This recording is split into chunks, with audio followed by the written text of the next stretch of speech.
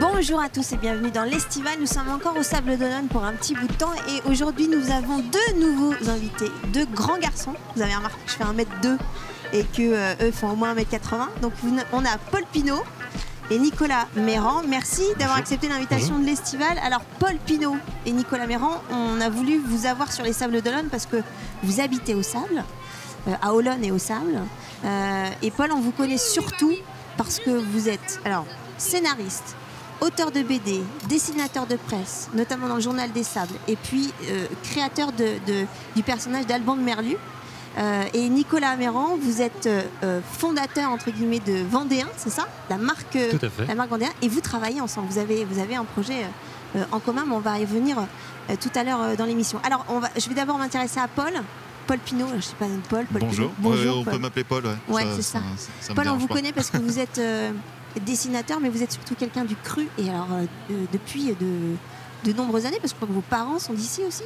Oui, mes parents, mes grands-parents aussi sont d'ici. Sablé. Oui, ça remonte à loin. Ouais. Sablé et Chaumois. Ma mère est née à la Chaume. Ah oui, parce qu'on fait la différence entre les Sablés et Chaumois. Ah oui, ça n'a rien à voir. Ouais, c'est ça. Non, parce qu'on me demande souvent, Alban de Merlu, il est Chaumois ou les Sablés? C'est une évidence, il est Chaumois, oui. Il est Chaumois. Ah, il est Chaumois, bien sûr. Oui, Chaumois, c'est ce que j'appelle moi le côté sauvage des Sables d'Olonne. Ne serait-ce que par la côte. La côte sauvage, c'est le côté de la Chaume. Mais le sauvage, c'est un mot qui me plaît bien. J'aime beaucoup le mot sauvage. C'est indigène, sauvage, ça, c'est des mots qui me plaisent bien. C'est des personnages qui sont plus rustiques. On n'arrive pas, puis on n'arrive pas trop à les cerner aussi. Nicolas, vous êtes d'Olonne, c'est ça? Moi, je suis originaire d'Olonne, qui est le côté sauvage du pays des Olonnes. C'est ça. Voilà. Ouais. Et vous avez toujours habité ici? Oui. Toujours au Sable? Oui, je suis né au Sable. J'ai vécu toute mon enfance au château d'Olonne. Ouais. J'ai vécu 1 an à la Chaume et maintenant j'habite à Olonne-sur-Mer, quasiment dans la forêt. Moi aussi, j'ai mon petit côté sauvage. C'est ça. Mais vous êtes resté ici parce qu'il n'y a pas un autre endroit mieux qu'ici? C'est quoi votre rapport au Sable d'Olonne? Alors mon rapport, je me le demande encore, mais non, mais je crois que quand on est lié à la mer, c'est un lien qui est très fort. Hein. Quand on parle de racines, là on a les marins ont des racines fortes. Alors moi je pose le pied sur un bateau et je suis malade. Hein. Je suis pas du tout marin. Nous sommes deux. Je sais pas Nicolas ce que vous faites. Ah non, je pense que vous êtes pas malade. Il peut m'arriver d'être malade, mais je pose peut-être moins le pied que Paul. Que Paul sur le bateau. Ah ben moi je pose plus. Hein. J'ai arrêté. Hein. Non, j'ai essayé plusieurs fois, ça ne marche pas. Mais mes deux frères étaient marins-pêcheurs, mes oncles, mes cousins, mon beau-père, parce que je me suis marié avec une fille de marin-pêcheur, évidemment. D'accord. Donc, ça ne pouvait pas être autrement? Le lien à la mer, sans doute. Le lien à la mer. Le lien à la mer est quand même important. Je suis allé faire des études à Nantes et à Rennes. Et j'adore aller voir d'autres paysages. Mais vous revenez toujours j'adore la ici. montagne, j'aime bien la campagne, mais c'est ici, on est chez nous là, je ne sais pas. Nicolas, c'est pareil, vous avez pas mal voyagé, vous, bourlingué? Oui, alors en fait, moi j'ai toujours désiré rester, et la particularité c'est que je suis toujours parti. Oui, c'est ça. Mais la tâche était très forte. Moi je suis plutôt un fils de maraîcher. Ouais. Alors de fait, les Chaumois étaient souvent marins et tout à maraîchers fait. de l'autre côté. Vous avez plusieurs activités. Olonne était d'ailleurs le port un petit peu avancé avant que ça s'envase et que ce soit la Chaume et donc le port des Sables qui prennent la suite. Ouais. Et en fait, c'est vrai que moi j'ai toujours eu cet attachement très terrien, un père maraîcher, une mère qui avait pour autant un père qui était marin. Et en fait, on est les aléas de la vie font qu'effectivement, je suis parti autant dans l'Aisne, dans le nord de la France, dans la Drôme, dans le sud, à l'étranger, à Madagascar. Ouais. Et toutes ces expériences étaient extraordinaires. Et pour autant, à chaque fois, quand maintenant je suis en Vendée, je cherche plutôt, même sur Olonne, parfois les petits coins qui me font penser à ces régions-là. Ah oui, c'est très drôle. Et vous les trouvez? Donc, oui, je les trouve. Vous voyez, par exemple, vous allez à la piscine naturelle, à la Chaume. À la Chaume, oui. Quand je regarde le phare de l'Armandèche, j'ai l'impression, on a les tamaris là, on voit les hannetons, j'ai l'impression d'être sur une plage de Madagascar sur la côte est. C'est l'endroit, en plus les odeurs s'y retrouvent un peu safran là, c'est exactement ça. Donc voilà, moi je retrouve l'étranger ici. Mais par contre, l'attachement très fort quand je suis revenu il y a 2 ou 3 ans. Ouais, il fallait vivre ici. Ouais, vous étiez chez vous? J'étais chez moi ici, oui, exactement. Oui. Vous sentez chez Alors, vous? sans être chauvin, je ne suis pas le chauvinisme, moi je trouve pas que ça soit une qualité. Mais c'est c'est tout simplement qu'on s'y sent bien. Et tous les jours, moi, je me dis, mais quelle chance on a de vivre ici, même si ailleurs il y a autre chose. Il y a plein de choses qu'on n'a pas ici. En grande ville, il y a plein de choses qu'on n'a pas. Mais quand on se lève le matin et puis qu'on prend le petit déjeuner dehors et qu'on n'entend que des oiseaux, et puis qu'on se dit qu'en un quart d'heure, on va traverser la forêt et être à la mer. Je pense qu'il y a beaucoup de gens qui aimeraient vivre dans un milieu. Qui ne voient jamais la mer de leur vie, dans un milieu comme ça. Est-ce que vous trouvez, alors là, on va être en pleine période pleine période estivale avec les touristes, etc. Est-ce que vous trouvez qu'il y a les sables d'hiver et les sables d'été? Est-ce qu'il y a une différence? Est-ce que la ville diffère de ces deux périodes? Nicolas?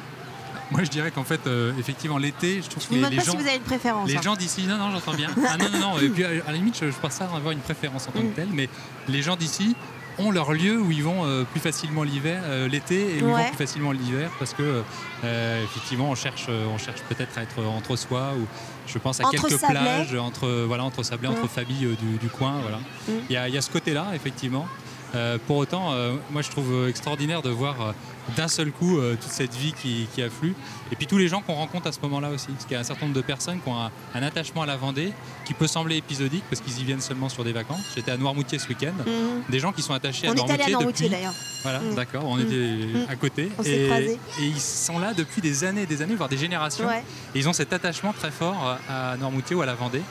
Avec toujours, en fait, ce qu'ils aiment dans la Vendée, dans ce cas-là, c'est des valeurs universelles. Ce que disait Paul, on se rejoint. C'est pas un truc chauvin pour garder pour nous. C'est quelque chose qu'on a à partager, quoi. Paul, dites-moi. Non, mais c'est vrai qu'on a la chance d'avoir des plaisirs simples, accessibles et gratuits. Ça coûte rien de regarder un coucher de soleil sur la mer, que ce soit le matin ou le soir, d'aller marcher les pieds dans l'eau. En toute saison, c'est un luxe. On est riche de ça. Vous ne fuyez pas les sables l'été? Non, pas du tout. Je pars pas beaucoup en vacances, moi personnellement. Je pars une semaine dans l'été.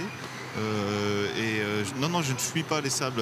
Il y a des coins qui sont accessibles. Bon, évidemment, c'est beaucoup plus difficile de se stationner quand la mer est haute, de trouver une place sur la plage. De mettre sa serviette de bain. Mais quand on n'est pas bête, on y va quand la mer est basse. Voilà. On va parler de vos activités respectives. Donc, Paul, je ne sais pas si on doit présenter Alban de Merlu. Je pense. Je pense qu'il y a sûrement des gens qui ne le connaissent pas encore. Alban de Merlu, on le connaît pour le Journal des Sables. Voilà. La plupart du temps. Alban de Merlu, je toutes l'ai les créé semaines pour le Journal des Sables au départ. C'est ça. En fait. Alors qui est Alban de Merlu? Alban de Merlu, c'est un personnage de bande dessinée d'abord.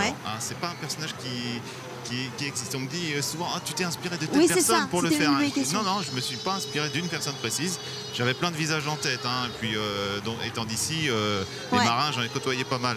Mais le hasard a fait que une fois j'ai regardé le Journal des Sables et puis je me suis aperçu qu'il n'y avait pas de dessin de presse dans le Journal des Sables. Enfin, qu'il y en avait un avant qui s'était arrêté depuis plusieurs semaines. Je me suis dit il y a peut-être une place à prendre. Moi j'étais assez jeune et débutant dans le métier de graphiste, de dessinateur. Je me cherchais complètement. J'ai envie de me payer le culot de présenter un dessin pour publier toutes les semaines dans le journal. Et j'ai créé Alban de Merlu en quelques minutes parce que ça m'a semblé évident que ça ne pouvait être qu'un marin pêcheur à la retraite, le personnage qui allait être et un côté chaumois. Donc bon fond mais râleur. Comme je disais tout à l'heure, sauvage, bourru, râleur et très attendrissant forcément. Ces traits d'ailleurs au fil du temps se sont très arrondis. Oui, tout à fait. Ça l'a rendu très bonhomme. J'aime bien le mot bonhomme, moi. Je dessine des petits bonhommes, c'est ce que je préfère faire. Et voilà, il est né maintenant il y a 20 ans. Il y a 20 ans cette année, voilà. Et donc pour fêter les 20 ans, on va sortir le tome 2 des aventures d'Alban de Merlu qui vient de sortir cette semaine. Il est tout chaud, il sort de l'imprimerie. Oui, c'est encore chaud, j'ai du mal à le toucher. Mais c'était le tome 2. Le tome 1 est sorti il y a combien de temps? L'été dernier, donc il est sorti en juillet 2014. Et donc comme il sortait en juillet, et puis de toute façon c'est l'envie que j'avais pour faire un premier album d'Alban de Merlu pour le faire connaître d'un plus large public, c'était de faire un album d'été. Un été au Sable d'Olonne avec Alban de Merlu, avec tous les sujets qui l'intéressent, c'est-à-dire la plage, la pêche, mais aussi l'apéro, les barbecues, la pétanque, les pique-niques, etc. La simplicité de ce qu'on fait en vacances. Qui peut parler à tout le monde à peu près. Nicolas, vous connaissiez, avant de connaître Paul, vous connaissiez le personnage d'Alban de Merlu?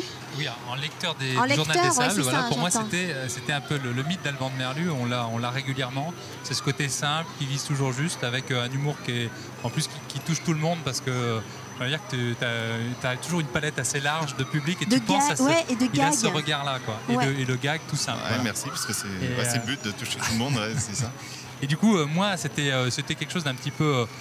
ça tombait du ciel, quoi, c'est-à-dire avec le Journal des Sables, lorsqu'on on l'ouvrait à la maison. Le jeudi. C'est vrai que le jeudi on l'ouvrait naturellement parce que nous, on a toujours été des abonnés du Journal des Sables à la maison. Et du coup... qui était derrière Alban de Merlu? Pour moi, c'était l'ensemble du Journal des Sables où il y avait une espèce de grand Manitou. J'imaginais pas, que je connaissais pas à l'époque Paul Pinault, en tout cas les premières fois que j'ai pu le lire. Mais par contre, il est vrai que pour avoir souvent parcouru les quais de la Chaume ou des Sables, on y retrouvait directement dans ce visage, dans cette attitude, des petits traits qui sont... Il y a des traits de caractère quand même extrêmement sablés. Sans doute, ouais. Non, mais moi, c'est quand on est dedans qu'on le voit le moins. Hein. C'est quand plus on en est près. On a toujours dit qu'il y avait un caractère sablé, voire chaumois. Bah, je sais pas, moi. C'est comme quand on dit à un Marseillais, vous avez un accent, il dit non, c'est vous qui avez un accent. C'est vrai, c'est ça. Voilà, c'est pareil. Pour un chaumois, caractère chaumois, c'est le caractère normal. Vous n'avez jamais voulu abandonner abandonner, du moins, abandonner ce personnage-là. C'est vraiment le personnage qui vous tient à cœur. La question s'est posée ou pas? La question s'est posée, pas vraiment, non, parce que... Il fait partie intégrante du paysage sablé, j'ai l'impression. Mais je crois que maintenant, oui, on peut dire ça. Maintenant, les gens le connaissent bien dans le coin et l'attendent et l'aiment bien, parce que maintenant, surtout depuis qu'on a sorti cette bande dessinée-là, j'ai eu beaucoup de sollicitations à droite à gauche pour utiliser le personnage sur divers supports. Ouais, le dernier qui avait marqué avant qu'on fasse ça, c'était Monsieur le maire Didier Gallo pour sa carte de vœux 2015, pour sa première année de maire des Sables. J'ai reçu un mail du service communication qui me disait est-ce que vous accepteriez de dessiner la carte de vœux de Didier Gallo qui est fan d'Alban de Merlu. J'ai dit avec plaisir, oui, ça peut être très drôle de faire ça. Et j'ai trouvé ça très drôle comme idée qu'un maire d'une ville se prenne pas trop au sérieux et se fasse un peu d'autodérision. Donc j'ai dessiné le maire qui se promène avec Alban de Merlu et leurs chiens et qui aborde divers sujets. On va revenir dans la deuxième partie sur Vendéen, bien sûr. On va présenter Vendéen et de votre collaboration tous les deux sur les cartes postales. On va juste faire une très courte coupure, voilà, et puis on revient tout de suite.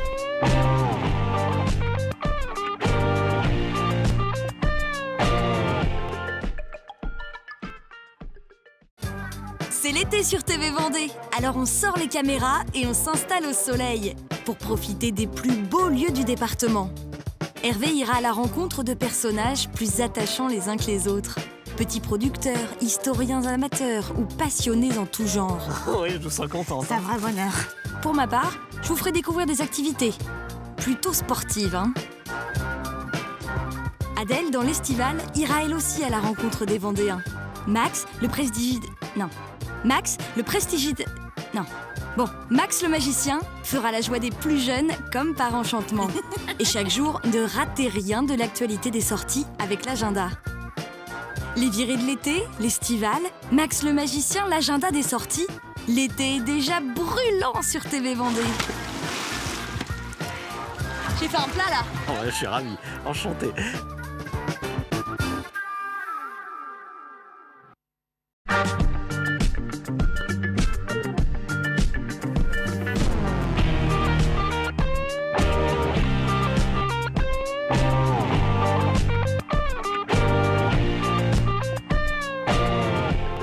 De retour dans l'Estival, vous avez bien compris, c'est la seule journée où il ne fait pas beau sable, donc on a dû se rabattre sur le bar de la piscine, sur le remblai des sables. On est toujours en compagnie de Paul Pinault et de Nicolas Mérand. On prend pas trop l'eau, ça va encore. Alors on a parlé d'Alban de Merlu et de vous, Paul Pinault, mais Nicolas, on ne s'est pas trop intéressé à votre cas. Vous avez créé une marque, entre guillemets, qui s'appelle Vendéen. Est-ce que vous pouvez nous expliquer le concept de ça ? Alors en fait, l'objectif de Vendéen, c'était de faire se rencontrer justement sur la création des créateurs graphistes, créateurs de toutes sortes. Comme Paul. Et on racontera comment on s'est rencontrés. C'était extrêmement intéressant pour ça. Et puis de l'autre côté, des fabricants ou des petits artisans ou moyens artisans, de la semi-industrielle éventuellement, capables de faire des produits portant la Vendée. D'accord. que ce soit du coup en termes de produits de la carterie, on a développé des tabliers en toile de Cholet. Pour nous, la Vendée, c'est Vendée, puis proche parce département. que Cholet, c'est pas Vendée, on est d'accord. Voilà. Mais l'histoire des tabliers... café. Bonjour, merci. Donc là, allez-y, je vous en prie, Nicolas, continuez. L'histoire des tabliers, je suis perturbé, je voulais être sûr qu'on ne me prenne pas monter. L'histoire des tabliers de Cholet, par exemple, est intéressante parce que c'est en lien avec les guerres de Vendée, historiquement, que le marketing des tabliers s'est lancé. C'est-à-dire qu'en fait, c'est même dans le marketing même du tablier ou de la toile de Cholet que la Vendée a joué un rôle par le biais d'une petite chanson qui a été composée par un Breton, pour le coup, qui a été connue à Paris, dans laquelle on parlait de charrette. D'ailleurs, on confondait charrette et la Roche-Jacquelin sur celui qui portait des mouchoirs sur lui. Et ça a lancé une marque. Donc pour moi, c'est très symbolique parce que justement, je pense qu'il y a quelque chose à faire, à lier des créateurs, des graphistes. Il y en a plusieurs. Ici, au Sable d'Olonne, Marine Tiercelin qui a travaillé pour nos cartes. Et qui sont des gens qui ont plein de choses à se dire. Et à terme, moi, mon désir, c'est de pouvoir rassembler ces gens-là. Mais ça veut dire qu'ils ne le faisaient pas avant. Eh bien, un certain nombre de personnes faisaient des choses, et Paul, lui, en faisait de son côté avec le Journal des Sables. On a un certain nombre beaucoup de graphistes, en fait, beaucoup de créateurs dans tous les domaines, qui parfois travaillent plus seuls, qui sont des gens qui sont dans on va dire, dans la réflexion, dans l'observation. Et puis après, il faut aussi finalement transformer cet essai-là pour l'appliquer avec des besoins qu'on peut avoir ici ou là en Vendée. D'accord. Je prends un exemple très très simple, mais c'est vrai que pour vendre de la sardine, soit vous posez une photo de sardine, soit là comme tu l'as fait toi. On a vu tout à l'heure, il y avait une collection avec Alban de Merlu et les sardines. Ça n'a plus rien à voir, c'est plus le même produit. Là, il y a deux créations. Il y a le savoir-faire vendéen derrière de la sablaise, et de l'autre côté, le savoir-faire et la création d'un Paul Pinault. C'est Paris gagnant. Et comment vous êtes rencontrés? Alors, comment on s'est rencontrés, Nicolas? Comment ça s'est passé? Ça remonte à bien longtemps. Moi, dans mes souvenirs, c'est pas si vieux que ça d'ailleurs. Non, c'est pas si vieux que ça. C'est que j'ai vu un article dans le journal, tout simplement, sur le Vendéen. J'ai vu Nicolas en photo. Et moi, vous avez été séduit. Et j'ai trouvé très beau gosse. Parce que pardon, je vous coupe, mais la marque existe depuis pas très longtemps. Non, ça date de l'an dernier en fait. Oui, donc c'est tout jeune. Plus d'un an après. Et puis moi, c'était une époque où j'avais essayé de faire un petit peu de produits comme j'ai sur moi. Là, le t-shirt, un peu de marketing en fait. Un petit peu de produits dérivés. Mais ça, c'est un vieux rêve. Ça. Moi, j'ai toujours aimé avoir des t-shirts avec des dessins dessus. Et je me suis dit, je suis dessinateur, pourquoi pas faire comme les t-shirts de rock. Et je me suis dit, c'est bête, je peux faire les dessins moi-même et puis les porter. Et puis pourquoi pas que d'autres les portent. C'est aussi un plaisir de voir son dessin sur les gens ou sur des supports différents. Et donc j'ai tenté un petit peu tout seul l'aventure. Mais tout le côté commercial, évidemment, ça, je ne sais pas faire. Je n'ai aucune compétence là-dedans. Donc ça n'a pas fonctionné. Et quand j'ai vu donc cet article dans le journal, je suis un gars qui veut... Un gars du cru. Un gars d'ici qui veut promouvoir des produits vendéens, qui illustrer. Mais voilà, quelqu'un avec qui il faut que je travaille. Voilà ce que je me suis dit. Et je l'ai contacté, ou on s'est contacté, je ne sais plus qui a pris le téléphone en premier. Mais je lui ai dit, non, c'est toi qui raccroche. Non, c'est toi qui raccroche. Non, c'est toi. C'est ça. Mais oui, Nicolas. Et du coup, derrière, effectivement, moi, quand j'ai vu, quand Paul avait pris contact, vous connaissiez Paul Pinault de toute façon. Moi, je le connaissais, je le connaissais, mais comme je le disais derrière son personnage. Il ne connaissait pas, il connaissait mon personnage. Les dessins, le personnage. Mais c'est comme ça qu'on te connaît parfois le mieux. Et du coup, ce qui s'est passé, c'est qu'on a eu ce contact. Et effectivement, moi, très vite, je me suis dit, il y a tout ce que je pouvais imaginer et tout ce qu'on pouvait développer. On allait essayer de le faire par étapes et doucement. Et on allait essayer de le faire avec moi, mon approche qui était du Made in Vendée. Voilà. Et du coup, très rapidement, toi, tu étais déjà concerné par ta BD. Tu te projetais déjà, je crois, le tome 2 assez rapidement. Sur le tome 2, oui, bien sûr. Et moi, de l'autre côté, la saison approchait, c'était notre deuxième saison. Et puis, il fallait, on était en train de sortir des cartes postales. Et du coup, on s'est dit, Banco, il faut qu'on avance sur 6 cartes postales dans l'immédiat. C'est ça. Une série de 6 cartes postales. Assez réduite. Avec Alban de Merlu. Je ne pouvais pas faire plus. Avec Alban de Merlu. On en a qui sont trempées parce qu'évidemment. Elles commencent à mouiller, mais en fait, elles ont un bon vernis sélectif. Elles sont toutes faites entre La Roche et le Château d'Olonne. Elles ont un bon vernis sélectif. On sent quand même le commercial. Exactement. Avec du texte d'eau. Avec du texte d'eau. Mais c'est vrai, il y a un petit. Mais l'esprit de Vendéen, c'est aussi l'esprit un peu décalé quand même. C'est ça aussi qui fait la marque de fabrique. Humour, créativité, simplicité. Et puis effectivement, dans ce côté petit décalé, donner un petit peu des éléments d'histoire, de tradition. C'est ça. Qui est-ce que. Enfin, c'est qui ou c'est quoi la Vendée? Je vous prends celle-ci parce que justement il y a l'exemple même sur le cœur, l'histoire du cœur vendéen. Donc on est en fait, vraiment sur l'histoire. Sur Facebook, elle a fait 34 000 vues. Donc elle a tourné. Alors aujourd'hui, je sais pas elle a combien elle en est, mais elle a fait 34 000 vues en 3 jours. C'était l'histoire des 4 cœurs, des cœurs vendéens. L'évolution du cœur. L'évolution du cœur et des cœurs vendéens et des symboles, voilà. Et avec un petit peu d'histoire au dos. Et on a eu énormément de réactions dessus, très positives. Et des gens qui se posaient des questions, des gens qui se rendaient compte qu'ils ne savaient pas toujours d'où venait ce fameux cœur qui est le plus connu et le moins bien connu des Vendéens en fait. Moi je vais me faire un petit peu l'avocat du diable. La carte postale à l'heure des réseaux sociaux, etc., des mails, etc., est-ce que c'est encore d'actualité? Alors, vous allez me dire oui, forcément. Non. Ce que je vais vous dire, c'est qu'en fait, c'est pas forcément l'utilisation finale de la carte postale. C'est pas seulement pour écrire et l'envoyer à la famille quand on est au sable. Ça vient compléter parfois ce que ne peut pas faire le mail. Donc, il y a encore des acheteurs de cartes postales. Vous savez, la carte postale n'a pas beaucoup chuté dans les ventes. Elle est même plutôt stable, voire en augmentation légère. Donc, on envoie encore des cartes postales. Donc, on vend encore des cartes postales. Ouais. Et beaucoup de personnes, vous voyez, notre format carré, on l'a pas fait pour rien. Ouais. C'est aussi un format déco. Moi, j'ai plein de gens qui me demandent ces cartes-là pour en faire de l'encadrement, pour faire de la déco en fait en scrapbooking ou autre. Donc, il y a d'autres utilisations derrière la carte. Et puis, la carte, pour nous, c'est un super test de promotion aussi, avant de décliner sur d'autres produits. D'accord. Comme on l'a fait, par exemple... pour les petites magnettes. Et on a voit fait quelques aussi... magnettes. Voilà. Je vais montrer celui-ci. Celui qui ne chôme pas ne sait pas ce qu'il rate. Référence si à la chaume et à Morat. Toujours avec Alban de Merlu. Toujours avec Alban de Merlu. Voilà. Ou bien On est barge et fier de l'être, avec une référence directe avec la Paracou et le phare des barges. Ouais, le phare des barges. Mais bon, qui n'est pas barge dans notre monde. Alors là, on le voit en plus grand. Là, et on le voit en plus grand. Les petits magnettes carrés, même chose. Pour les collectionneurs, c'était que du bonheur parce que on recherche ce type de magnettes et ils sont faits dans un périmètre autour de 100 km de La Roche. Voilà. Paul, vous, à part le support BD, ça vous intéressait aussi de travailler sur d'autres supports, les cartes postales? Je vois qu'il y a aussi les boîtes de sardines. Ça fait partie du métier aussi? Oui, complètement. Oui. Ouais. Vous n'êtes pas hormis le côté commercial de la chose, de faire du produit dérivé, c'est que j'aime bien justement voir les dessins sur différents supports, sur du t-shirt ou en peluche, sur des boîtes de sardines. Je trouve ça très rigolo. Et puis ça permet de toucher des gens et ça apporte quelque chose vraiment au personnage. Ça le rend plus vivant de le voir en 3 dimensions en fait, et de voir sur un autre support. Et il n'est pas seulement enfermé dans un livre. C'est ça. Voilà. C'est ça. Mais ça veut dire que vous ouvrez aussi votre lectorat dans ce cas-là? Bien sûr, oui, mais enfin le but de tout ça, j'allais dire le but de tout ça. Non, il n'y a pas vraiment de but, mais c'est quand même bien de chercher à ouvrir son lectorat parce que moi j'ai créé un personnage dans le journal local, j'ai créé un personnage qui est typiquement local. Alors on me dit souvent, toi tu fais du local, donc ça intéresse surtout les gens du cru. Et je me défends beaucoup contre ça parce que je dis tout de suite est-ce que Danny Boone a fait un film sur les ch'tis pour intéresser que les ch'tis? Bien sûr que non, c'est pour faire rire tout le monde. Et c'est pas parce qu'on a un personnage local que c'est fait pour faire marrer que les gens d'ici. Bien sûr que non, au contraire. Les gens de l'extérieur doivent y trouver quelque chose. Surtout si vous sortez les BD, les cartes postales pour la saison touristique. Donc bien sûr, c'est pour toucher tout public, vraiment.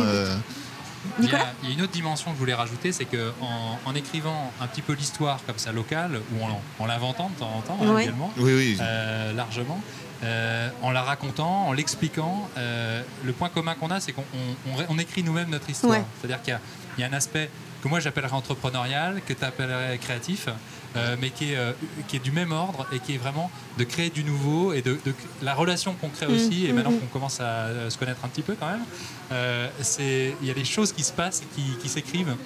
Il y a des rencontres qui se font. Moi, je me suis mis à travailler avec des gens. C'est Paul qui m'a mis en rapport avec eux. Oui, c'est-à-dire qu'il y a une espèce de réseau qui fait qu'un tel connaît un tel, etc. Vous avez l'intention de continuer à travailler tous les deux?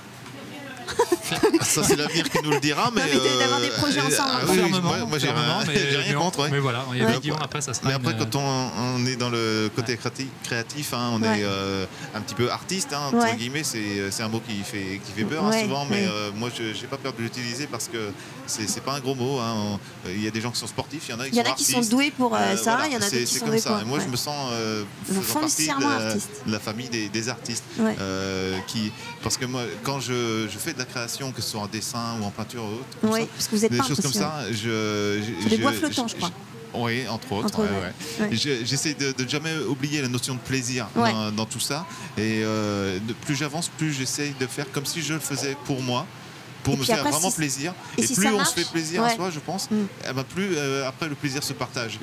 Que ce soit en BD, en carte postale, les gens le reçoivent, ce qu'on fait. Et plus on le fait avec le cœur, plus on touche, je pense, les gens. J'avais une question, je ne peux pas ne pas la poser, même si ça fait maintenant 6 mois que les événements ont eu lieu, mais en tant que dessinateur de presse, je ne pouvais pas vous poser la question sur Charlie.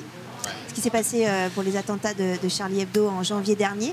En tant que dessinateur de presse, comment vous avez ressenti cet épisode-là? Et aujourd'hui, est-ce que vous avez pas changé votre vision de votre métier? Alors, c'est très court, hein, on ne va pas en faire une thèse, mais... oui, non, parce que beaucoup de choses ont déjà été dites là-dessus, mais forcément, on est touché en plein cœur. Et ce qui est terrible, c'est que j'ai eu l'impression que la France entière, mais l'Europe, même le monde, a été touché en plein cœur. Ça fait bizarre parce qu'au début, je me suis dit, oui, moi, en tant que dessinateur de presse, je me sens directement concerné. C'est comme si c'était des collègues, on fait le même métier.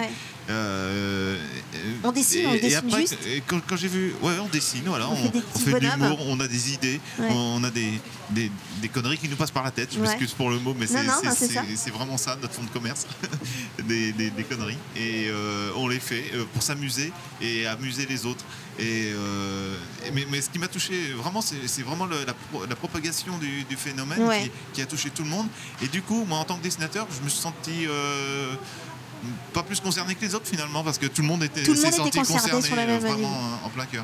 Donc, mais c'est vrai qu'on se dit, mince, on fait un métier dangereux alors. Ou un métier qu'on doit voyait pas comme ça avant.